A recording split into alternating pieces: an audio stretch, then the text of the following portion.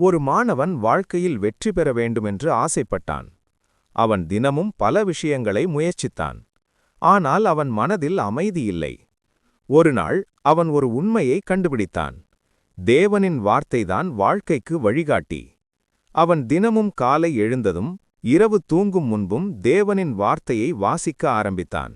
மெதுவாக அவன் சிந்தனை மாறியது. அவன் முடிவுகள் நல்லதாய் மாறியது.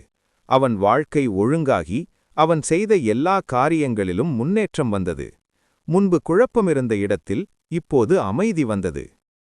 ஒரு மனிதன் வாழ்க்கையில் நிலையான வெற்றி வேண்டுமென்று ஆசைப்பட்டான். அவன் பல வழிகளை முயற்சித்தான். ஆனால் எதுவும் நீண்ட நாட்கள் நிலைக்கவில்லை. ஒரு நாள் அவன் ஒரு உண்மையை அறிந்தான்.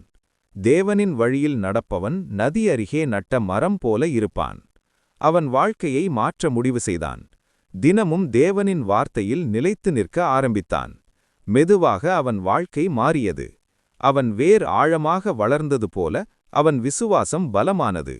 எந்த சூழ்நிலையிலும் அவன் குலையவில்லை. அவன் செய்த எல்லாம் செழித்து வளர்ந்தது.